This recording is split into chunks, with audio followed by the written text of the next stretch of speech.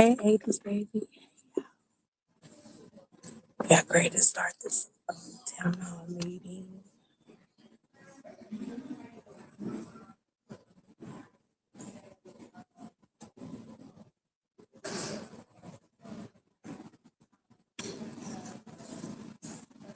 Hope everybody's having a blessed Saturday. Thank you, 80s, for coming in.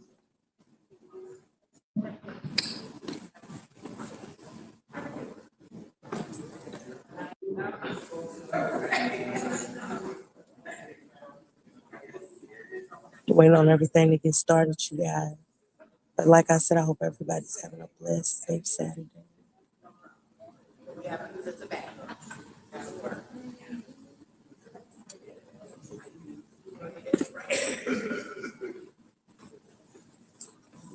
What's going on with you, 80s?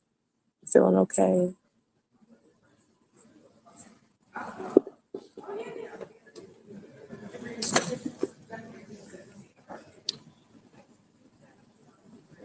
I got some questions to ask. Some good questions for the mother and stuff. I know this has to be emotionally draining and, you know, it's almost like how long do you really gotta fight in this kind of situation? How long do you really have to fight? Hey Lola, happy Saturday, sister.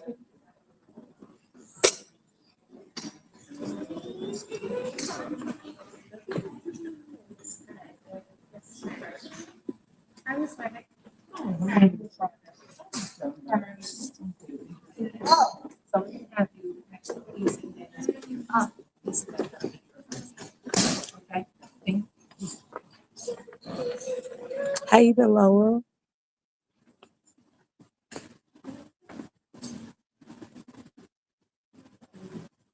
It's so nice outside, y'all. I don't know how to feel. I'm so sick of the cold weather. I cannot wait to get out of town. I can't wait for both of my trips, y'all.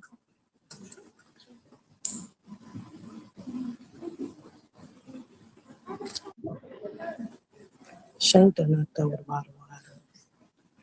I'm good. I was a little sick. I had a cold and stuff, but I feel much better.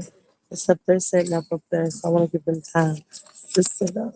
I'm actually going to go to the front here so I can get y'all better close up view of everything. Hey, Kirby.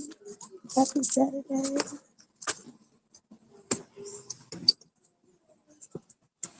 I'm so proud of these moms. So, no, seriously, we are finally in the 70s. We'll have 80s. Okay. Okay.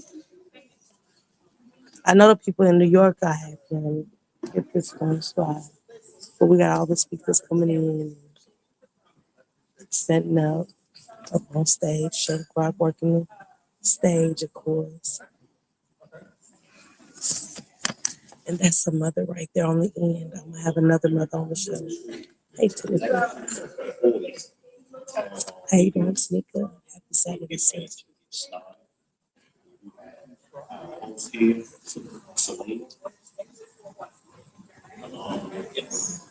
Miss Parker, Miss Parker,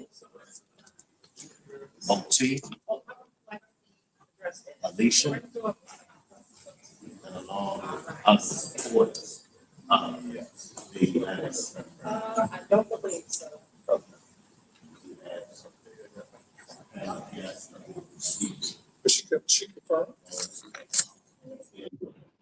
Yeah, yeah. I'm gonna have the baby, y'all. Hey, Natty. Yeah, Alicia's another mother right there on the end. I'm gonna have her on the show. I'm gonna be having a sit down discussion with these mothers after they get done with their press conference. All these press conferences and town hall meetings and stuff, and I feel so blessed to be a part of it with these ladies and stuff. This is a long overdue conversation, and it's like I said, this is why the hospitals. Hey, Titi, what it do, sister? This is why the hospitals um, do what they do to us because we won't speak out and stuff, and we'll have lifelong problems and why they get away with it, you know. Mm-mm. Can't have that. Mm-mm. Can't have that. You guys, we're also just a few days away from Jarvis Buds going to court. A lot of stuff is coming out, making headlines. Um, with them posts, they're in subscribers only more group, which I know it's always going to be somebody want to inform somebody outside of somebody. Okay. Yeah. So I'm ready to see what the results of that. But this is the star-studded cast of speakers.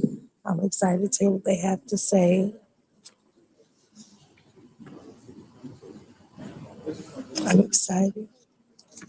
What y'all got going on this beautiful Saturday? Y'all staying in or y'all going out to eat? Anybody shopping? Gardening? Gardening is a thing too. Couponing, you know.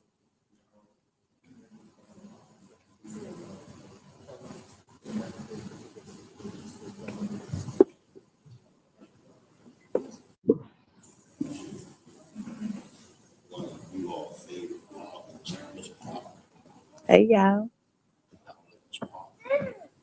Reintroduce herself. Tell y'all why she's here. Hello everybody. I'm Miss Parker. I have a YouTube channel, Miss Parker, Miss Parker.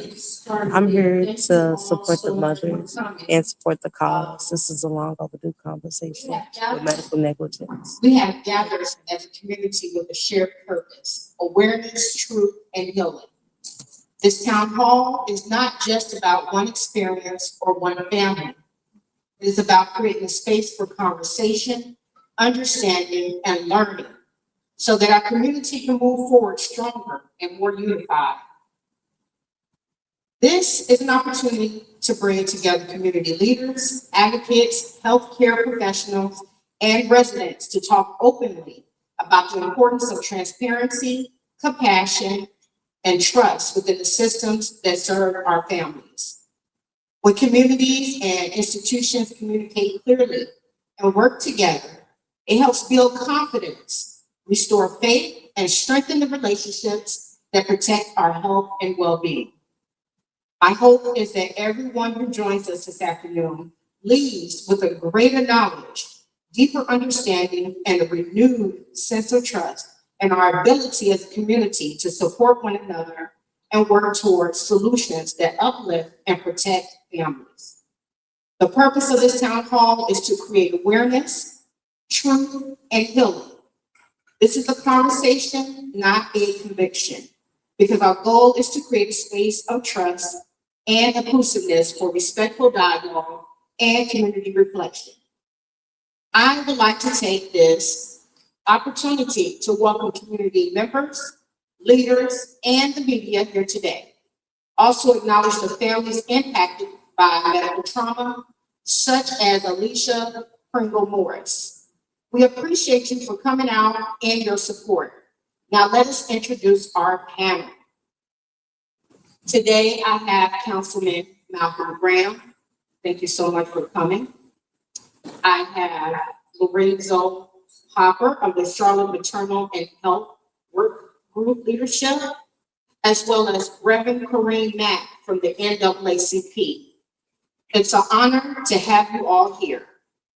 Now, I want to bring up to the stage Ms. LaChunda Hunter to share Legacy's story and the reason why we are here today.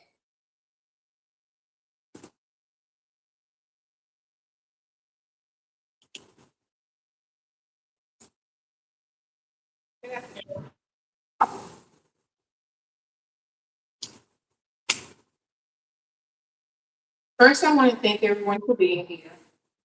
Your presence means more to me than you realize. Today is not about my family. Today is about something bigger than one story, one moment, or one experience. Today is about truth, awareness, and healing. This gathering is called Legacy's Voice because my daughter's story deserves to be heard. But beyond that, it represents the voices of so many families who have experienced confusion, unanswered questions, a deep pain within systems that are meant to care for us. Today is not about attacking any individual or any particular institution. Today is about something greater. It is about accountability, transparency, and making sure that families are never without answers when it matters the most. As a mother, you never expect the most joyful moment of your life, bringing a child into the world. It turned into the most confusing and painful experience imaginable.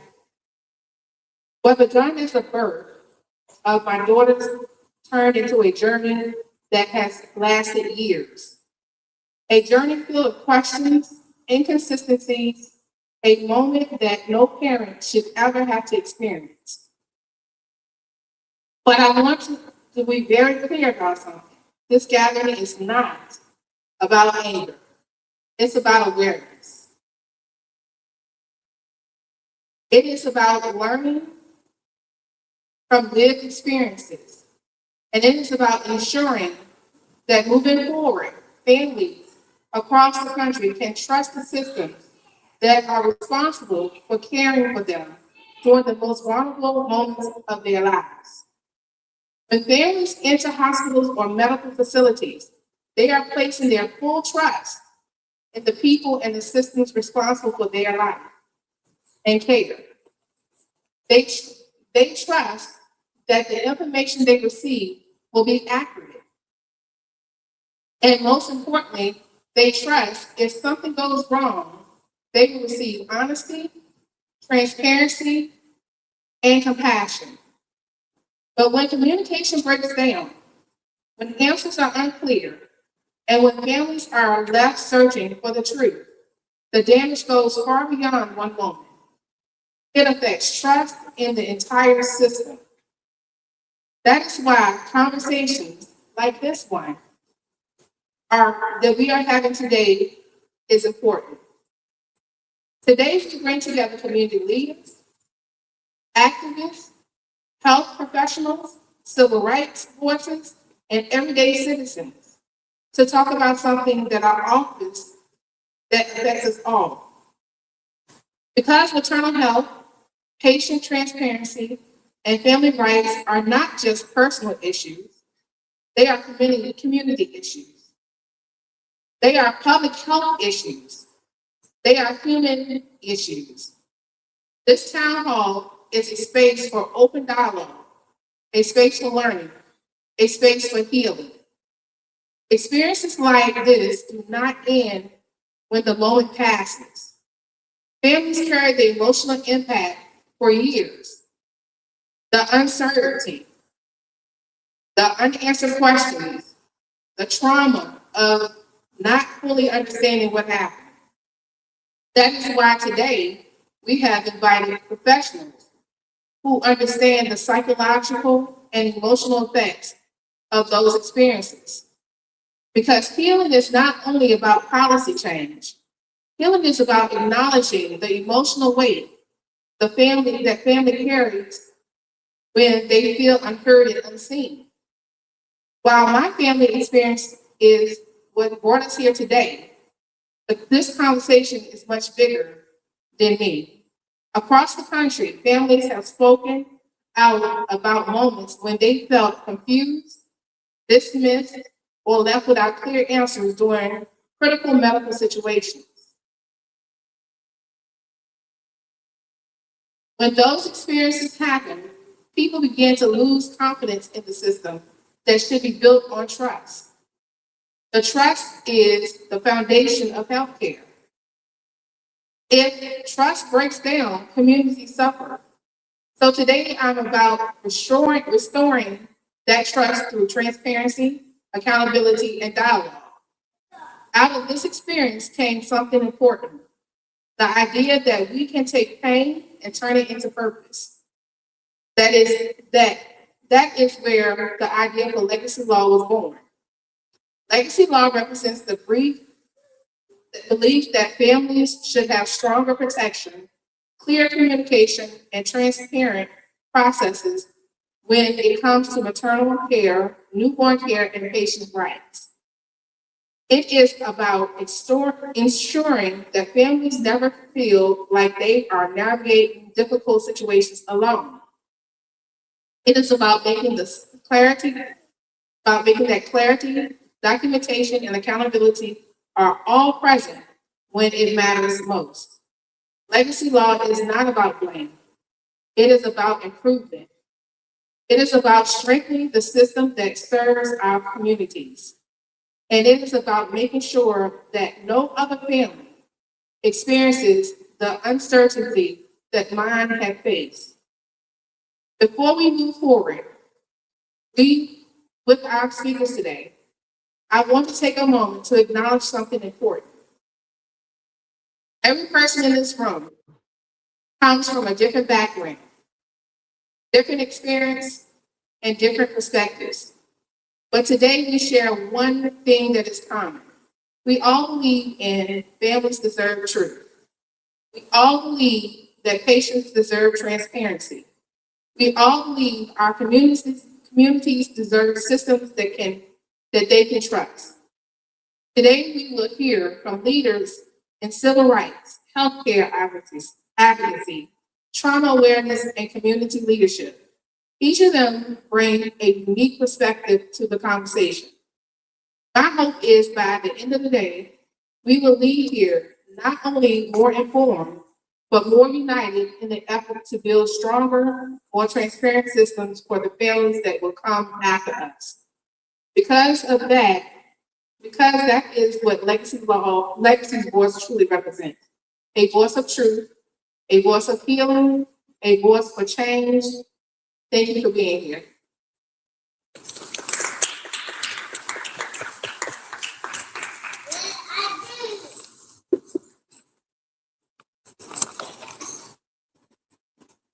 I just want to say I have 25 years in the medical field, so I see it from both perspectives as a former healthcare professional as well as a mother. So I thank Ms. Hunter for putting this together. I think awareness is definitely needed because oftentimes our voices are muffled, unfortunately. So we are going to start this off with Councilman Graham. I again appreciate him for coming and taking his time out to do this. Thank you. Listen, thank you very much for the opportunity to be here today and to be a part of this panel.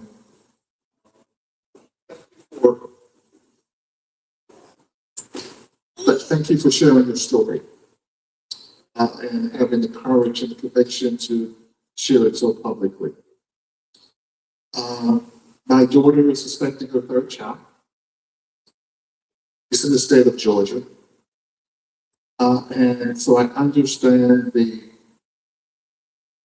importance of a strong pregnancy, the importance of relying on healthcare workers to lead and guide and provide services, and the importance of truth and honesty and care. So I'm here today to just kind of be with you and to respond to some of the questions that you asked me to in the letter that you sent to me. As a member of the city council, sometimes we get requests that kind of falls outside our jurisdiction. This is one of them. But as a community leader, all issues are important to me. Your issues are my issues. Your concerns are my concerns.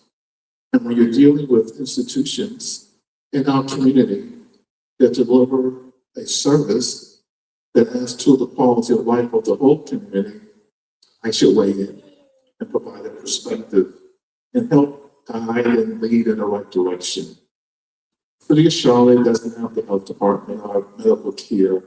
That's a county issue. Before I got here, I talked to some of my good friend Mark Jorrell, who was the chairman of the Mecklenburg County Commission, just to kind of get a perspective of the issue of maternal health, the services that they provide for the community, the big issue that it is in our community. Certainly, Congressman Adams lives and breathes that each and every day, right? And those reading the stats and the figures that it is the African American community, Black females who suffer the most trauma giving birth. That's why each and every night I say a prayer for all females who are expecting, and I keep an eye on my daughter because I know that anything can happen. And now in our time, where it happens, Georgia can be extremely important. It can be life or death based on the laws that each and every state has and based on this current environment. So here we are here locally trying to address the issue.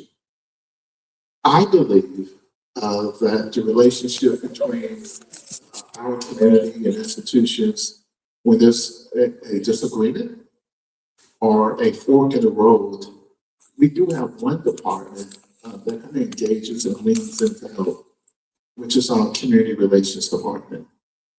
It is there to help settle disputes.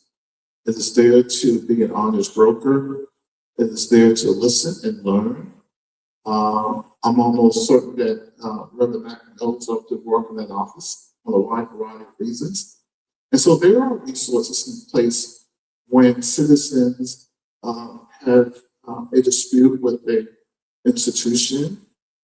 One in particular, Fahrenheit, is a young lady had a discriminatory case against them, and she came to that office, and that office is available to you and any other individuals who find themselves trying to fight an institution by yourself, that feel that you don't have the resources sometimes to go against a big corporation or institution. And so we're here to help in that way.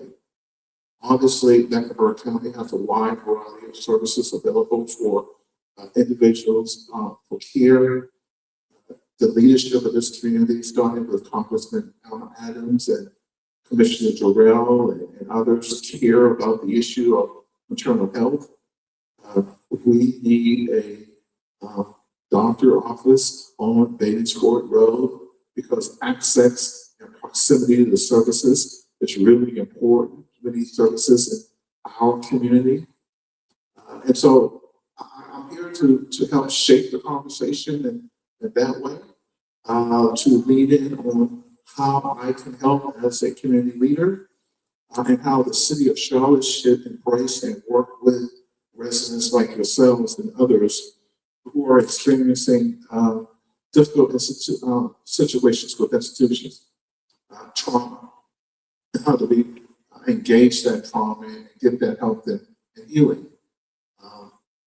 I am also a recovering trauma patient myself. I'm experiencing the death of my sister who was killed in the basement of Emmanuel AME Church by a white nationalist, right? And so I understand that trauma is real. Trauma takes a long time to recover from that, and having a system in place of support and help and guidance is really, really important. And so I'm here to provide a hug, a listening ear, and hopefully provide a direction for you to get help and support for your situation specifically, and to let the community know that, again, there's an honest broker in the halls of the city council, the city of Charlotte, through our community relations department to help navigate and guide citizens through difficult situations. Thank you so much for your transparency and being a representative for the city of Charlotte. It's important that we have people like yourself here that can help guide or show them where to get those resources. Because again, like you said, it's hard when you're going up against a giant.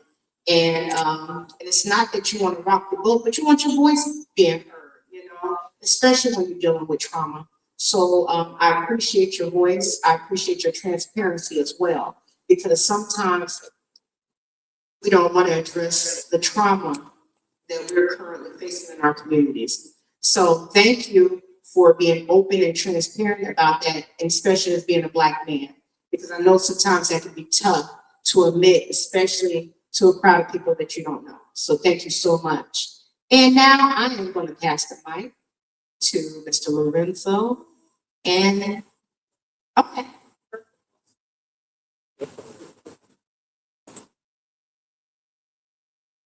Hello, everyone. First off, I want to thank you so much for this invitation. Join you all in this conversation that's so important for all of the reasons that have been shared previous to me stepping before you today. I also want to thank you for your continued leadership and passion that you bring to this conversation, because the more that I do this work, the more that I see us working in silos. I also see this desire and this effort for us to come together as a community to address these issues. My name is Lorenzo Hopper. I'm an assistant professor at the University of North Carolina in Charlotte. And my work focuses on advancing maternal and child health, specifically through father engagement and finding the ways in which fathers can better support before, during, and after pregnancy their partners to strengthen their family. In addition to that, I work very closely with WEBE, the Women's Empowerment and Birth Equity Institute, as a board member. And so, that's what I do professionally and where my passions intertwine. But I'm here today as a community member. This work has taken on a new, I'm looking at it through a new lens today, as my wife and I are expecting our firstborn in April. So going through this pregnancy journey these past few months, I've experienced the joy that comes with, expanding your family and growing your family. But I also look at the many issues that exist in the healthcare system. And I think, I'm even more passionate, and there's more fuel in the fire for me to be a part of the conversations, to link individuals to resources, to connect community partners, and things of that nature. I'm joined today by one of my colleagues, Dr. Alyssa Deloge, and we're 2/3 of a faculty group. We created the Charlotte Maternal and Child Health Work Group. And so in our positions at the university, we come across many students who are interested in the topic of maternal and child health. We come across community partners, and there's so much opportunity to build academic and community partnerships. And we wanted to be a part of that. We really have a desire to be a leading hub in Charlotte for maternal and child health work. But again, we're here today because we care passionately about this work. I want to briefly talk to you about 3 areas that I believe are really critical to advancing maternal and child health in Charlotte, across North Carolina, and across our nation. Preventing trauma during pregnancy and childbirth is one. Strengthening patient-centered care. I've been involved with some research to look at existing evidence that just says that patients have such a strong desire for patient-centered care, and providers need to be open to the preferences and desires and prioritize effective communication with patients at every stage of the way, right? And then finally, the importance of community partnerships, the importance of coming together as a community that really take control to elevate voices like yours and your story. One thing that I've noticed, the individuals who are leading the work, leading the charge, are also individuals who have suffered the most and who have experienced the trauma firsthand. So I do want to leave you with words there. When we talk about maternal health, oftentimes we focus on medical outcomes, but we also need to be talking about the experiences that women, that fathers, that mothers, fathers, and their families have during pregnancy and childbirth. As we know, trauma can occur when patients feel unheard, dismissed, disrespected in the healthcare setting, and those are stories that when you get a chance to speak with people, you hear them far too often. It happens when communication breaks down, or when we feel like we're not active participants in the decisions that are being made for our lives, for our pregnancies, for our deliveries. In my opinion, preventing said traumas means creating healthcare environments that prioritize listening to mothers, prioritize listening to fathers, respecting their decisions, and creating an environment where they feel supported, top down, right? And so I've learned through my own personal journey how important doula care can be, how important building a village around mom and dad and family can be. But I've also learned about the many barriers and obstacles that families face when trying to seek said care, when trying to build that village. It also means recognizing that birth isn't just a medical event, right? It's deeply personal. It's an emotional experience for the family. I could stand up here and share some maternal mental health statistics with you. I could stand up here and share some maternal mortality or infant mortality statistics with you. But ultimately, it's about caring for our patient, the whole individual. Traumas that occur only amplify those adverse experiences. So again, that's why supportive care like doulas and culturally responsive care is so vital, so important. These supports help families navigate the journey and before becoming pregnant, but definitely throughout the pregnancy process and even afterwards. Another key component of maternal health advocacy is strengthening patient-centered care. I mentioned this before, but to me, this means recognizing that every patient has their own journey, their own stories. Before coming into that room, they have their own values, experiences, preferences that should be respected in the healthcare setting.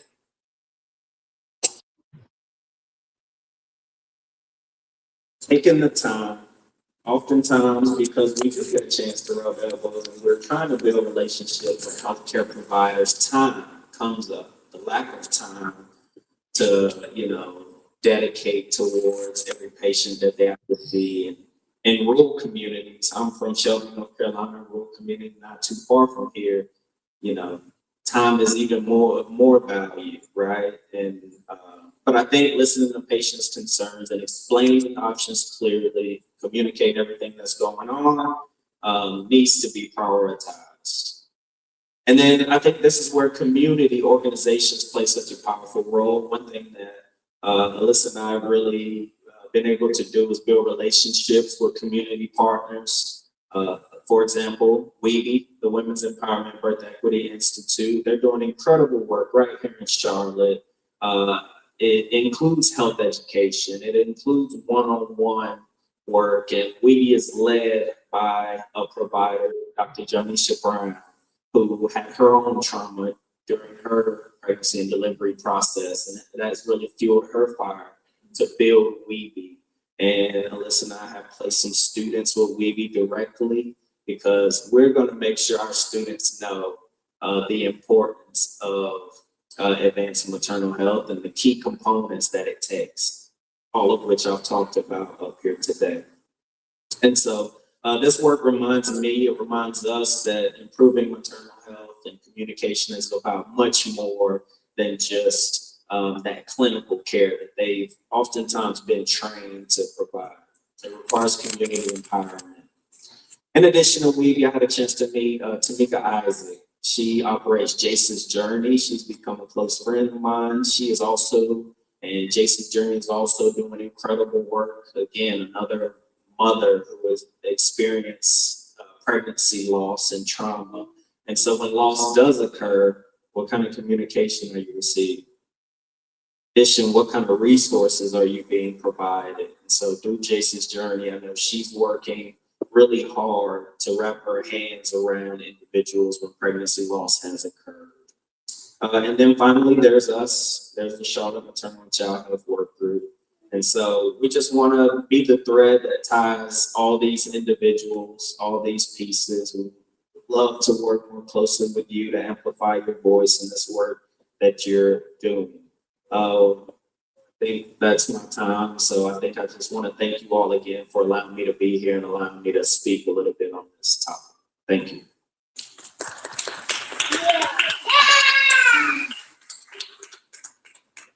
Well, great. I'm glad Happy you brought up fathers in this conversation. Because oftentimes, charge it to my mind and not my heart, we don't include fathers in these conversations. So thank you. We're definitely going to talk about more of that and the effects in rural communities. I also live in one. So thank you so much. So next, we're going to have the fabulous team of Reverend Corinne Mack from the NAACP.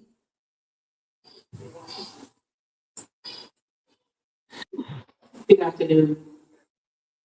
I want to start with speaking to my beloved sister, Dr. When I read your email, my heart went out to you because I understood firsthand the level of trauma that you're going through.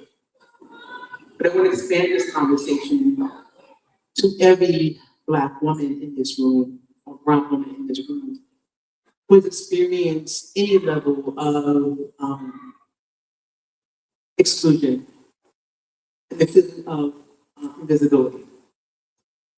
I'm going to tell you my story and then talk about advocacy. In 1988, I was pregnant with twins. I am the mother of 3 children. And for me, I was okay, this is going to be it. Twins was very much a surprise. In my third month of pregnancy, I began to experience some cramping while at work and went to the hospital. So my OB/GYN, they told me everything was fine. About a month later, I experienced even more cramping and dizziness and was rushed to the hospital. Once I was rushed to the hospital, I was informed that one of the babies had already passed away. And they wanted me to carry the second child to full term. So my thing was, okay, at least I'll still have one of my children.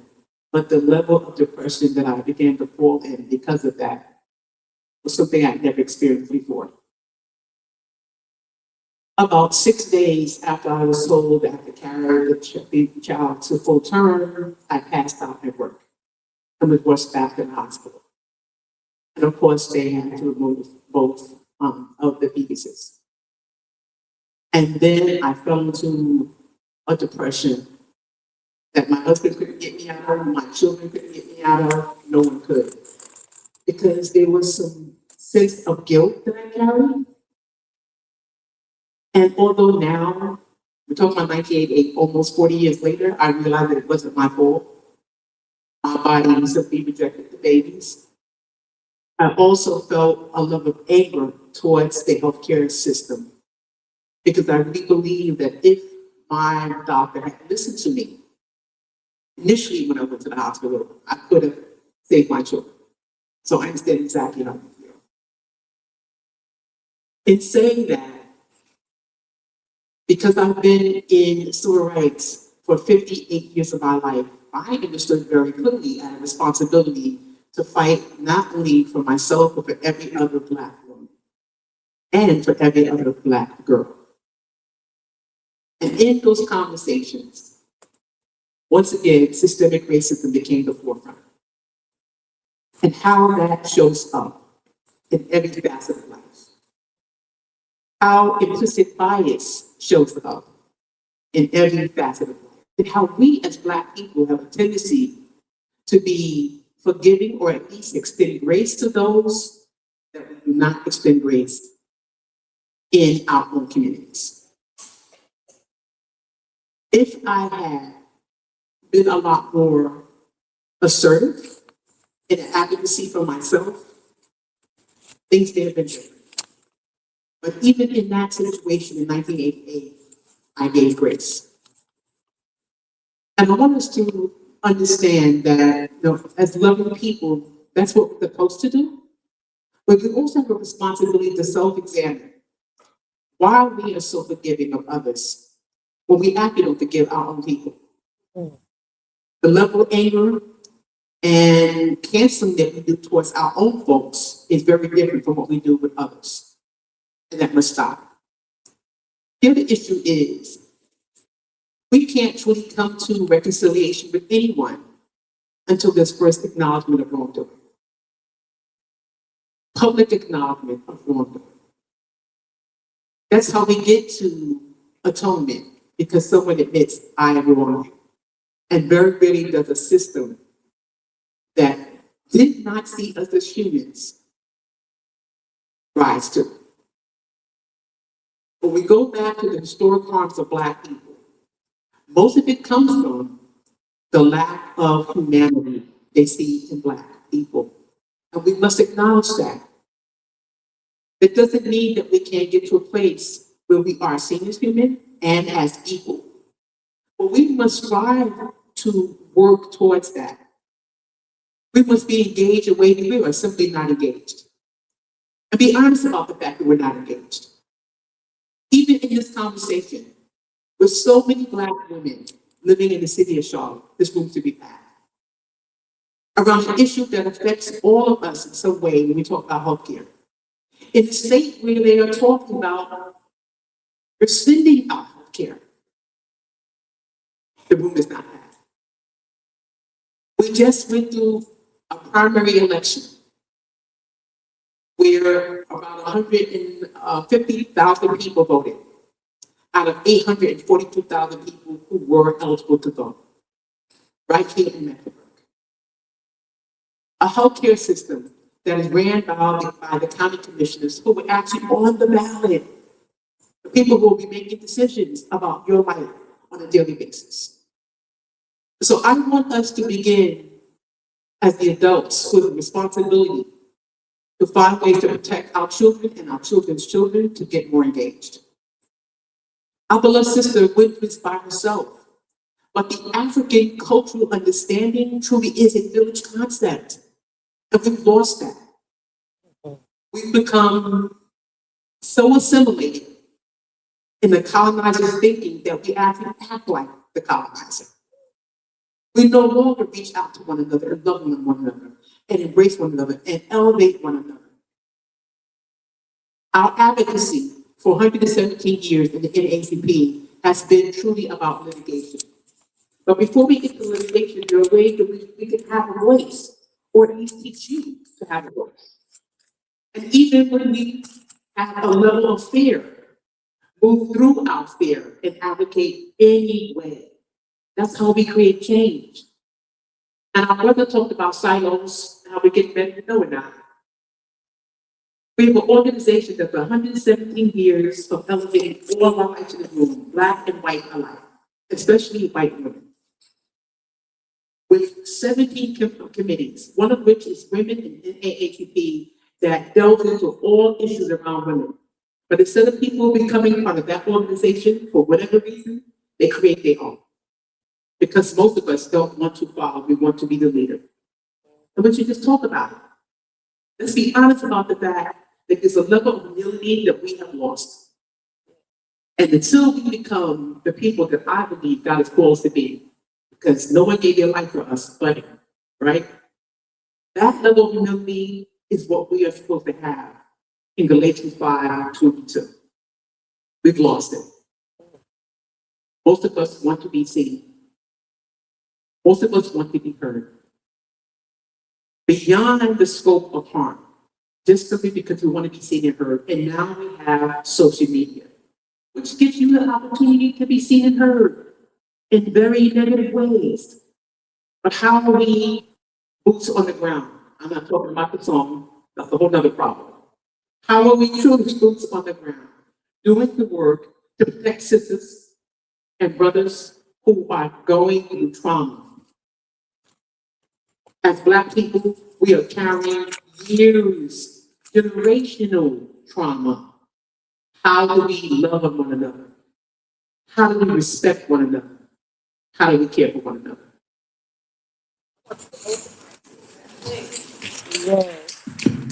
Those were some powerful words, okay? And I say that from the experience on being on the ground and sitting on several different committees. And I agree with you.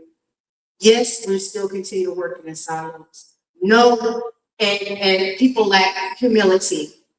And that's why like our organizations and community cannot run in unity because as she said, everybody wants to be the voice. Everybody wants to be the love. No, unity requires working together. And so I know that you and Mr. Graham have to leave out shortly, so that's why I wanted you to continue to hold that mic. I'm gonna take some questions for the audience, but I do have a question for you. Working in civil rights for so long, tell me the secret, because I was ready to drop out after 15. The secret is I know this is my purpose, my God-given purpose. Almost every day I want to quit, to be quite honest with you. Almost every day, and I go into prayer and ask God, please release me, because I'm not going to do anything that would offend God. And He has not released me. You know, when you pray, a prayer is not you talking. You have to be quiet and allow God to give you an answer. And if there's no answer, you must stay still. When the Spirit of God speaks to you, you know it's time to move. But He continues to keep me in this space for a reason. And let me say this. I'll be 69 years this year, 69 years old. And my children keep telling me it's time for you to just go on about your merry way and have a good time. I don't know how you do that at 69, but anyway. I recently consecrated, which is, turned down my plate and fasting and praying and allowing God to speak to me. And God began to give me these visions about where we were going. And I began to cry. Because very much like Dr. Martin King, when you have a dream or a vision, and it's so beautiful that it's almost unbelievable, you begin to question whether that dream is from God or is this your fantasy. Well, in that vision, I saw the power of Black people in unity. The power of Black people who love each other. So the thing that holds me here is hope. I haven't given up hope that we will get there. That we still have the opportunity to create beautiful circles of love. That the young people today can be the leaders of not only tomorrow, but today. So I'm here now to pour in to anyone who's willing to listen, to embrace anyone who wants to do the work, to give the level of love that you may have never felt before. The reason that I go to Turning Point, which is an alternative school where young boys are wearing bands on their ankles, is because I know that band on their ankle is not permanent. That if we're pouring into these young brothers and young sisters, that they will not have high recidivism, but they will have an opportunity to be the best person they want to be. We, as the adults in the room, must begin to speak to our young people in love and not roll our eyes and look at them because their pants are hanging down. We must begin to speak to our sisters who are out here acting crazy, especially the women who understand who we are in God, because they need us in a very real way. And when we talk about maternal health care, we're talking about Black women who are the queens, who have the responsibility on this earth to nurture, to love, provide, protect, and elevate our children of tomorrow. We're some powerful beings. No matter what anybody tells you, nothing moves without Black women. Thank you so much. I am going to open up questions to the audience for Mr. Graham and Ms. Maureen Mack because they have other obligations. So is there anyone in the audience that wants to ask them some questions or have anything that they would like to say? I would. I love how the sister touched on. Okay. I love how you touched on we are no longer a village. Everybody wants to be heard. Everybody wants to be seen. With everything that we see going on as far as the medical negligence and, within our community and so much more, like he spoke on, bringing the fathers into it, because we don't include the men in what we got going on in our communities. Could that be a part of the division too? Let me start with this perspective. I am number 12 of 13 children. I have 7 older brothers. At my age, of course, my brothers are older than myself. It was a very different time, and my brothers were everything to me.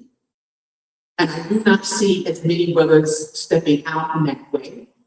But I think a lot of it has to do with the system once again, and how there's been a little division between us because Black women have had to carry a lot of the trauma on their own.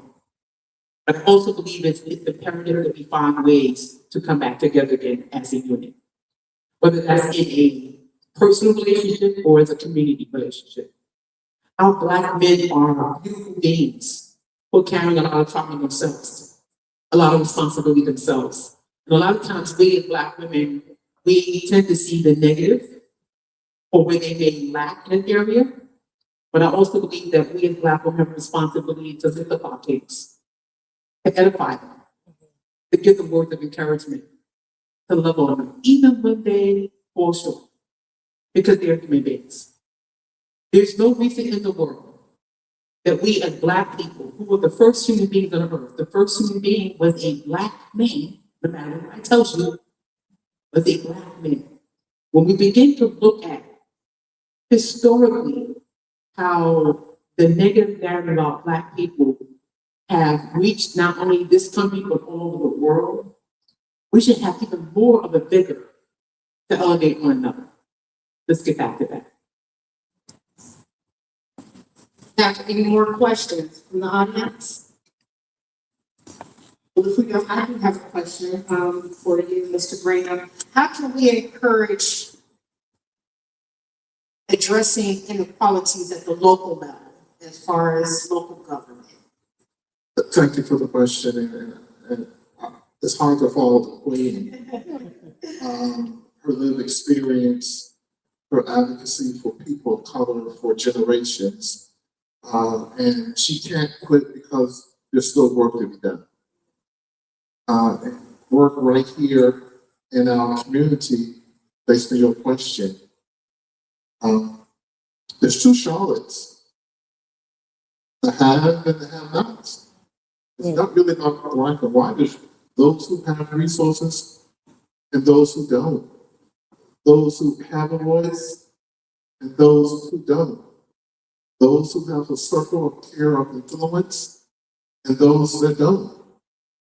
And it is my job, and those who are elected by the people, I work for you to bridge the gap. To tell the community at large what they need to know versus what they probably want to hear. That we are all better together.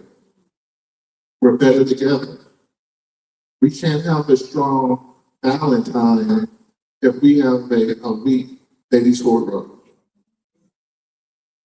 We can't have a strong University City if we have a weak West Boulevard. We're all in this together.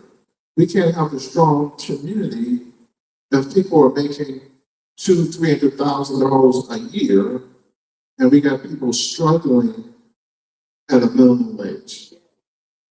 We can't have a strong community if people can't afford a house or looking for an affordable house,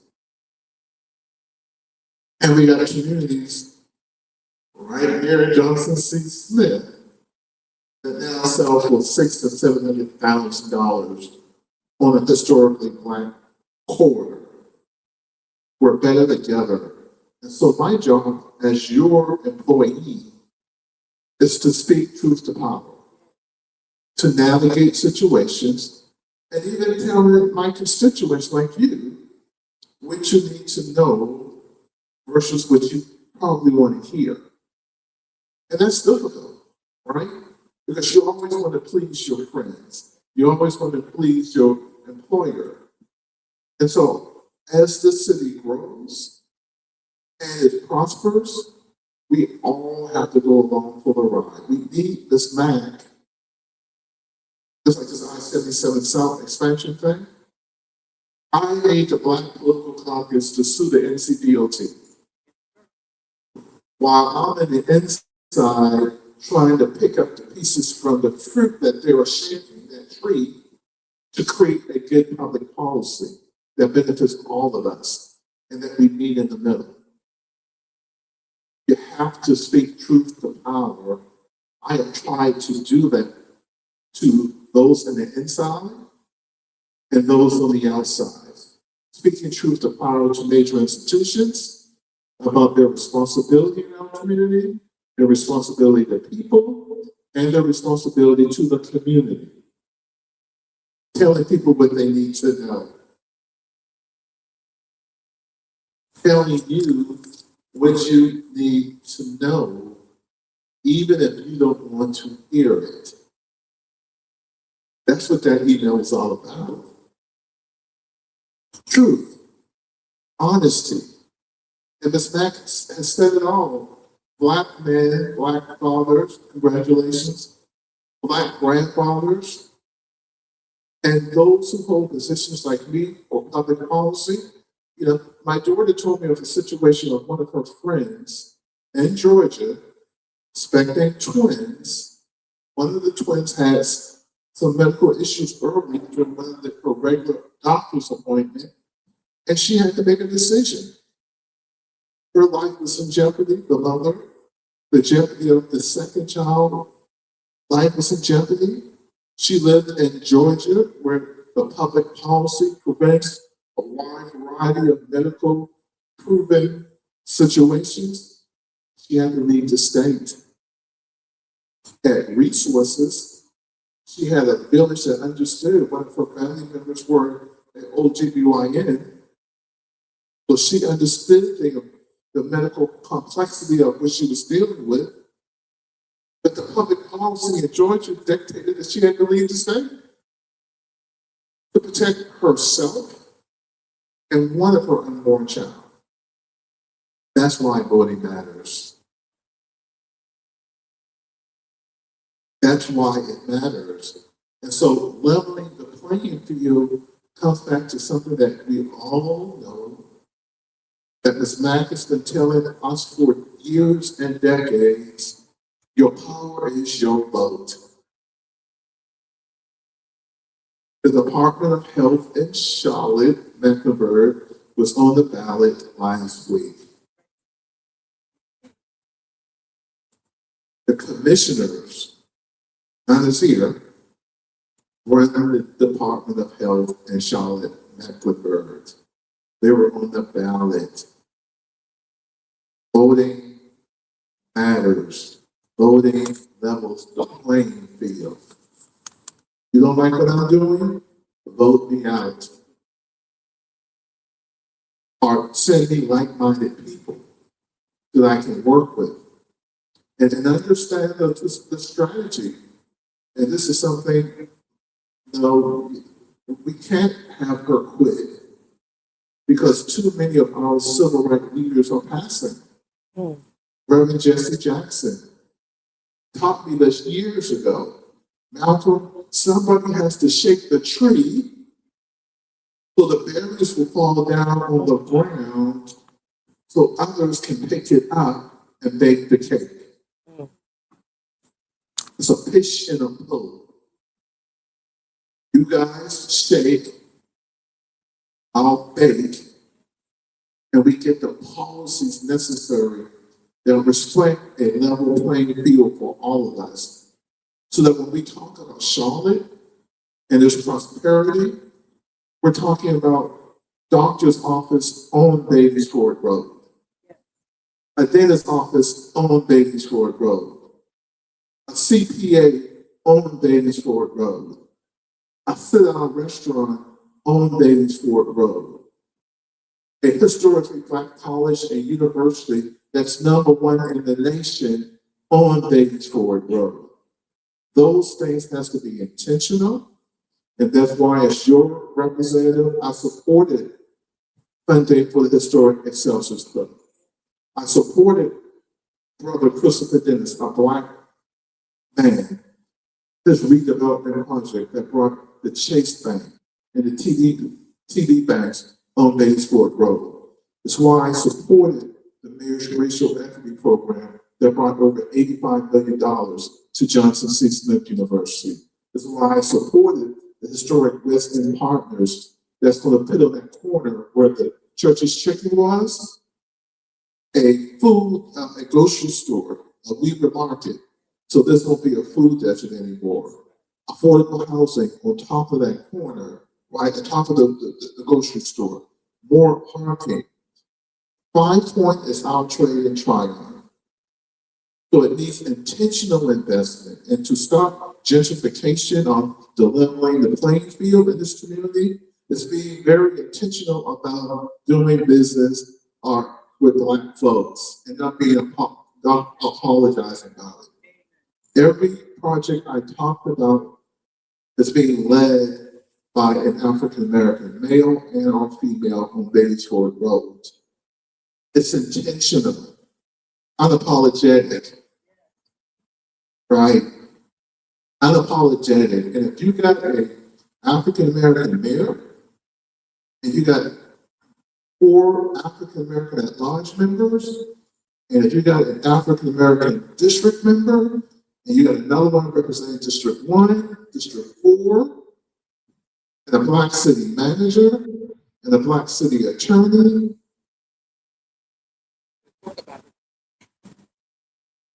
equality should not be an issue. Balance. Like I said before, and I'll close on this note, we're all better together. It's being very intentional about it. It's you guys shaking the tree on every issue, every day, all the time. Woo, thank you so much. And before I continue, I just want to welcome to the stage. Listen, am I correct? Thank you so much for your willingness to come to the stage. I'm going to open it up to both you and Lorenzo. Yes. Thank you so much. Listen, I also want to thank you. I also want to say the importance of Mr. Graham and Miss Matt coming here today, because you have a city official along with the civil rights activist, and it's hard to get the two together. Okay, so I appreciate their representatives, and we're coming to do that. Again, I'm going to open up the stage to Alyssa and Lorenzo. I'm going to start off with a question. Lorenzo, you brought up doulas. Some people may not even know what a doula is, but I'm glad you brought that up. Oh, sure. I apologize.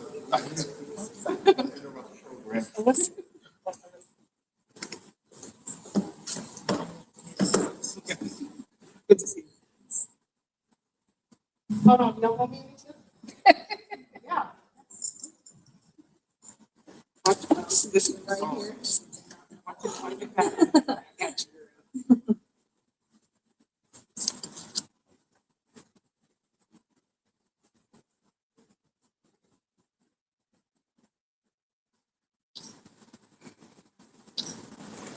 Thank you. These are historic moments, y'all. Look back from this 10 years from now, 5 years. All right, Lorenzo, tell us a little more about doulas. Sure. Thank you for that question. So it's been wonderful working with a doula. Doula care in our society is one that has always existed in our culture, in our community. But our doula is just someone who is helping us to prepare for labor and delivery. She educates us on maternal health warning signs. She challenges me to think about my role as a father and what some of my preferences are and what they can be. And so doulas provide care before, during, and after postpartum pregnancy. It's one of the key individuals in what I call the birthing village for sure. And so it was very important for my wife and I to have a doula. She's someone who will be there with us every step of the way. And so it's really important for me to educate individuals and let them know that doulas are available for them. There's also a lot of research behind doula care and the improvements and the positive impact that they have on birthing outcomes as well. So, Now, can doulas, help with home births? so doulas do assist in some states with home births, and so that's like one of the first questions that was asked with our doula. She was like, I don't do home births, but like I just want to know, is that something you all have talked about, and like, you know, things of that nature. Is that something that you all talk about in your organization? Absolutely, yeah. You want to speak a little bit on doula care as well? So, Hi, everyone. Okay, before I answer, I also want to just thank you for welcoming me into the space. Thank you, Ms. Center, for organizing this event and sharing your story. I know our other panelists are gone, but I just want to thank them for their vulnerability and sharing things about their personal life. But one more thing to add on to doulas is doulas really are an advocate. All doulas usually go through a training. There are national organizations that train doulas, and as part of that training, they are learning how to be an advocate for the family that they are working with, especially in the room, as kind of being that go-between between them and the medical professional. Obviously, when someone is going through their birthing experience and a provider comes in the room, whether it's the OBGYN, it's a nurse midwife, and they're trying to spew out this medical jargon, talk to you about what's going on, you're focused on giving birth, not necessarily in the correct headspace to be receiving that medical jargon and hearing terms that you don't know. The doula can be there to kind of be that middleman and the translator and the advocate to make sure that if you have certain desires in your birth plans and things that you want to go to the best of their abilities, again, sometimes things happen during birth that we can't always account for and expect, but they're really there to make sure that they can advocate to your provider team and be an essential part of that birthing village. But to your comment about home births, we don't do a ton of work in that area, but I think, as you mentioned, laws and regulations around how individuals can practice and whether, again, certified midwives can be in the home versus not in the home is always a question. But it's a part of us advocating for individuals to have an empowered birth that feels right to them, for that to be on the table as an option. Obviously, we always want to advocate for a safe birth. So it's always, I also went through a doula training. And when we went through our training to discuss whether we wanted or did not want to be a part of home births, you know, we always talked about safety, and if someone throughout their pregnancy journey learns that they have certain risks, it may be more or less safe to give birth at home. And so it's always good to have conversations with providers, with midwives, with doulas to understand what's going to be best for you, but you want to be a part of that conversation and do what's going to feel safe, where you feel comfortable, where you feel empowered. Thank you. Maternal health in rural communities. Guys, talk a little more about that. Yeah, I'll start. So we know that in North Carolina, as in many other states, there are a lot of disparities that exist between those who live in rural areas and those who live in more urban areas. Some of that has to do with, earlier we talked about access in terms of geographic access, advocating for a clinic here on Betty's Ford Road. That proximity piece is one part of access. I want to call out that this trust element is another huge part of access. If people do not trust their providers, they are not going to seek care. They are not seeking care, getting health care they need. That also contributes to a disparity in maternal and child health outcomes. So when it comes to rural versus urban, again, we're thinking about geographical access to be close to maternal health care, mental health care. We are talking about, again, that trust that they may or may not have in the providers that they're able to access. And so there's a lot happening when we're looking at resources. Another huge part of maternal and child health is not just the care that takes place in the clinic, but it's when we're thinking about all these other social determinants of health. Do you have access to the food that you need? Do you have the social support? Do you have that village? or if you're living in a rural area, you're perhaps a little bit more isolated, not as connected to your birthing village or community.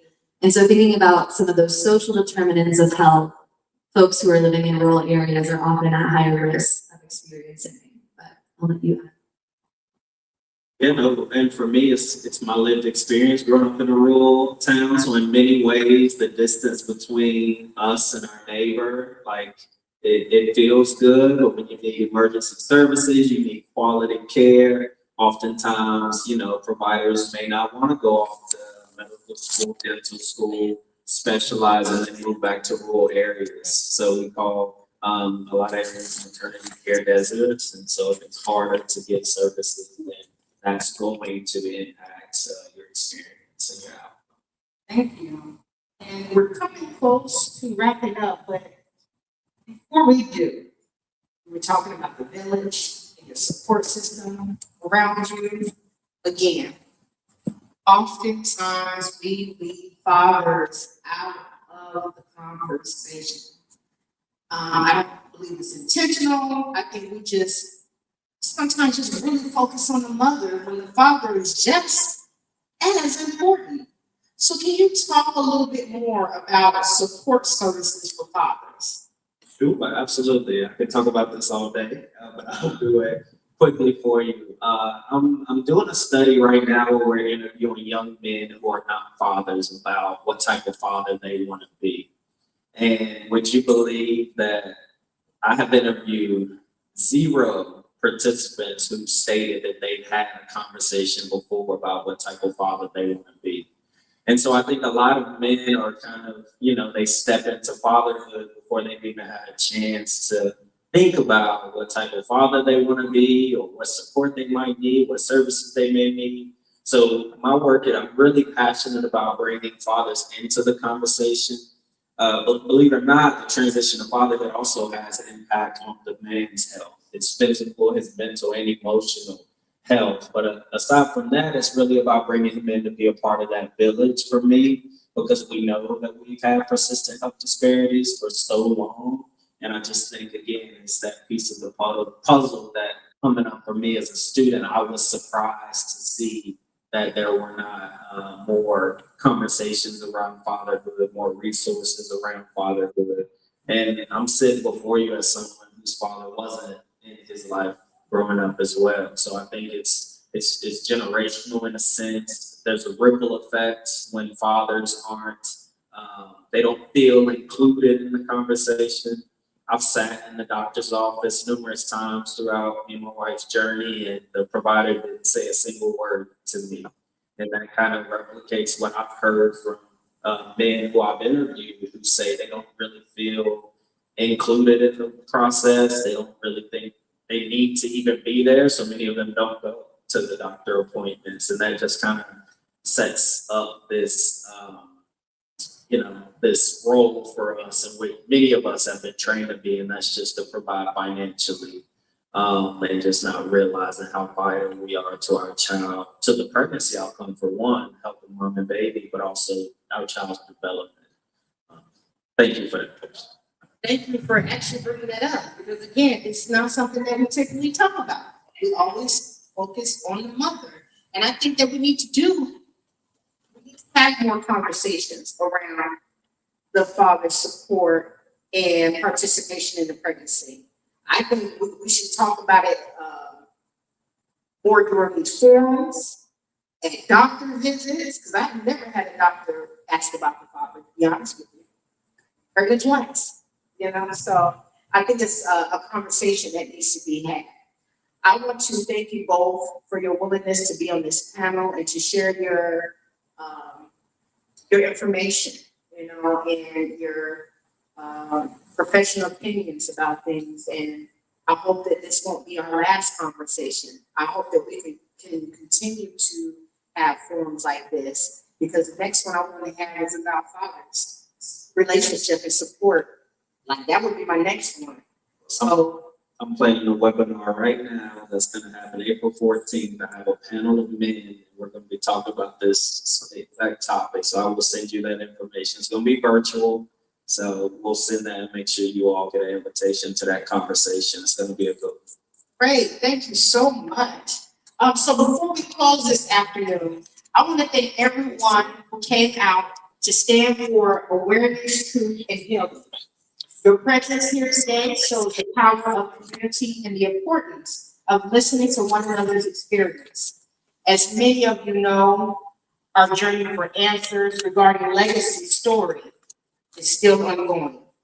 Seeking clarity and accountability in complex situations often requires legal guidance, time, and resources. For those who have asked how they can support the family during this process, a community support fund has been established to help with the upfront legal expenses connected to Legacy's ongoing case. In addition, we are working towards meaningful change so that the families in the future never have to face the same uncertainties. A petition is available for those who would like to support what we hope to become Legacy Law, an effort focused on strengthening transparency, communication, and protection for families navigating medical crisis. If you feel led to support, learn more, or to sign the petition, information will be available as you exit. Your prayers, voices, and your presence here this afternoon means more than words can express. Thank you for standing with us in pursuit of truth, awareness, and healing. I love you all, and I mean it. I'm going to bring Miss Hunter up. Do you have any closing words that you would like to say? All right, then. Actually, Cecilia, I have a couple of questions I would like to ask. Oh, sure. Can we ask Mrs. Turner a question?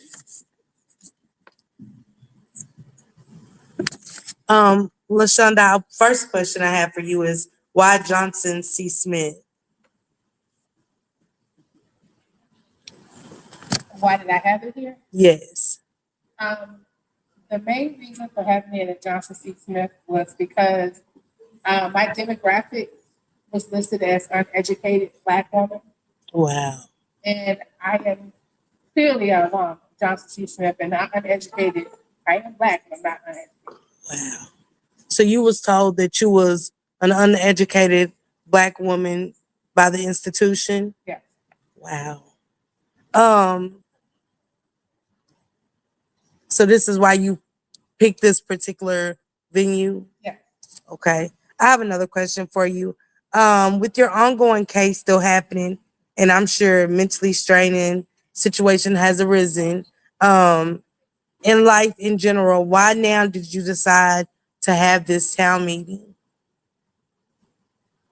When this first started, my story wasn't as heard as normal.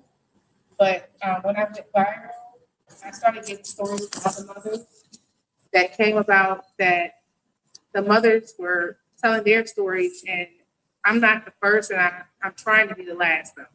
So that's why now, if I don't start now, it's going to be more to come. So we have to do something about it now. So that's why. And what would you like to gain from today's event moving forward with Legacy Story?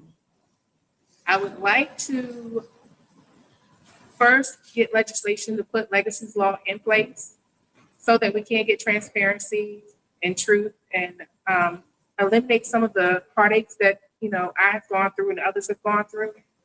And with that, just move forward with being able to gain the trust again for our community.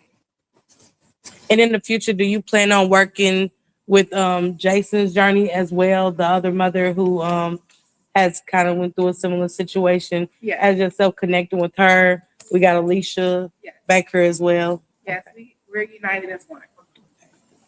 Thank you, Shonda. There y'all have it, you guys.